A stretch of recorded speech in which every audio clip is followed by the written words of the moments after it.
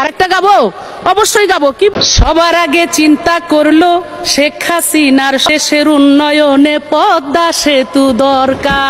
অবশেষে শিল্পী মমতাজ বেগমও গ্রেফতার হলো ধানমন্ডি নিজ বাসা থেকে। বুধবার রাতে নিজ বাসা থেকে এই শিল্পী এবং সাবেক এমপি গ্রেফতার হয়েছে। ভিউয়ার্স, বিস্তারিত জানতে পুরো ভিডিওটি দেখুন, আমার চ্যানেলটি সাবস্ক্রাইব করে রাখুন। আওয়ামী লীগে পদত্যাগের পর থেকে মমতাজ বেগমকে প্রায় অনেকদিন দেখা যায়নি। সবাই তো জানতাম তিনি দেশের বাইরে পালাতক, কিন্তু উনি হঠাৎ করে ধানমন্ডি থেকে কিভাবে গ্রেফতার হলেন? তাহলে কি মমতাজ বেগম এতদিন ঢাকায় ছিল, দেশেই ছিল, কিন্তু বাসা বাড়িতে লুকিয়ে লুকিয়ে ছিল? হয়তোবা কেউ বুঝতে পেরে তার খবর জানিয়ে দিয়েছে, যার কারণে নিজ বাসা থেকে সাবেক এমপি ও বাংলাদেশের জনপ্রিয় শিল্পী মমতাজ বেগম গ্রেফতার হয়েছে। বাংলাদেশের আওয়ামী লীগ পদত্যাগের পর থেকে বাংলাদেশে যারা যারা এমপি মন্ত্রী ছিল সবাই মোটামুটি দেশের বাইরে পালাতো, কিন্তু যারা যারা দেশে ছিল সবাই গ্রেফতার হয়েছিল।